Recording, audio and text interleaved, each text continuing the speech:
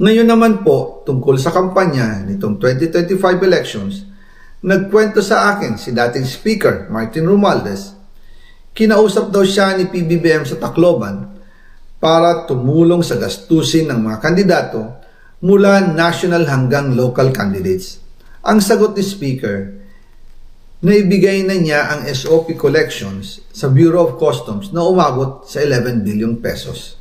Dagdag pa dyan, may 9 billion pesos collection mula sa sugar na ayon mismo sa kanya ay pinaghahatian lang ng 5 kumpanya para makontrol nila ang presyo ng asukal sa merkado. At iba pa ang kita mula sa importasyon ng sibuyas na hawak naman ni Martin Araneta, kapatid ni First Lady Lisa Araneta Marcos. Kung matatandaan ninyo, noong 2022, nagkaroon po ng investigasyon sa Kamara na pinangungunahan ni Congressman Toto Swansing dahil sobrang taas ng presyo ng sibuyas. Umabot ng 600 pesos kada kilo. Gayong dapat ay nasa 80 pesos lang. Doon lumabas ang pangalan ni Martin Araneta bilang isa sa mga nasa likod ng kontrol sa importasyon ng sibuyas. Pero hindi po natuloy ang investigasyon. Ang sabi ni Speaker, tinawagan daw siya ni First Lady Lisa Marcos at ipinapatigil ang investigasyon. Kaya walang natuloy at walang naparusahan. Dahil pala, kontrolado ng kapatid ng First Lady ang importasyon ng sibuyas. Ganito rin po ang nangyari sa bigas.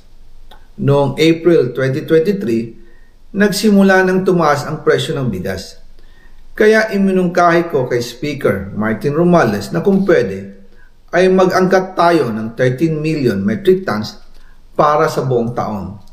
Ang layunin ko po ay mapababa ang presyo ng bigas sa 22 pesos kada kilo. Pero hindi po ito inaprubahan ng Pangulo noong sila ay nasa Clark.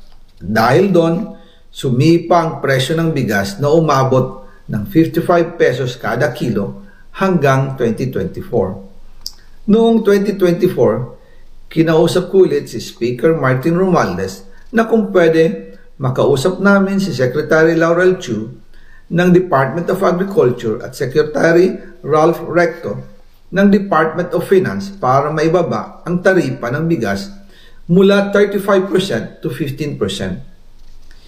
Sinabi ko kay Speaker Martin Romualdez na kung pababayaan natin ang patuloy ng pagtaas ng presyo ng bigas at umabot ito sa 60 pesos kada